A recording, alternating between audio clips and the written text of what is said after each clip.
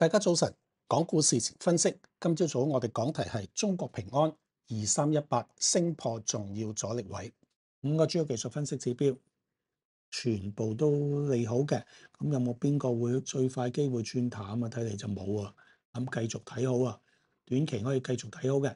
而至於個 SAR 咧，極點高位喺星期二出現嘅50.1，尋日收市位51.4毫半，叫做過咗啦。所以前日星期二嘅低位47.9，係短期新嘅支持位。換言之，短期支持位已經由6月19號低位45.7上移到47.9噶啦。咁我哋睇睇啦，頭先我講咗話有一啲嘅阻力位，重要阻力位就已經被升破啦。咁呢重要阻力位係咩咧？咪有兩個嘅。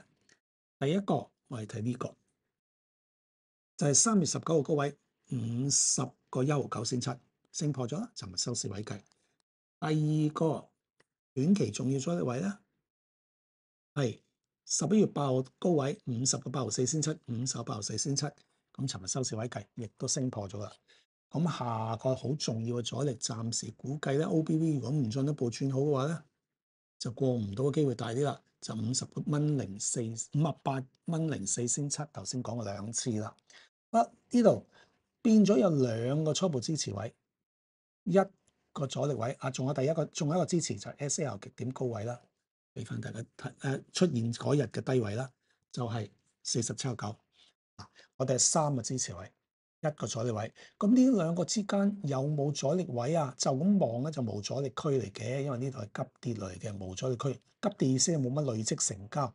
咁當然你要仔細睇睇，你要睇翻啲分鐘圖啦嚇。都係食試呢個58.04仙七喺個前邊掉頭回落機會大啲噶啦。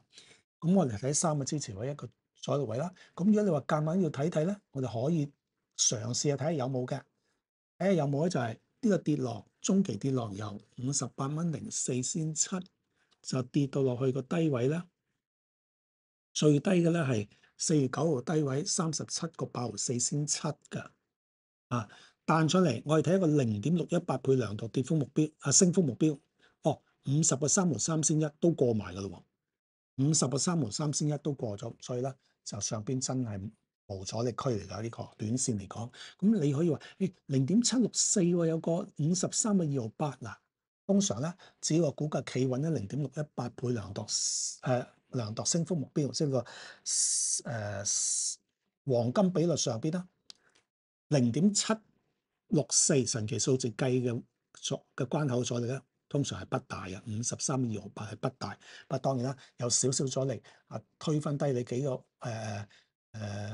鐘頭或者一日半日都唔出奇嘅，一兩日咁都唔出奇嘅。但係後市可以繼續升嘅機會係更加大嘅。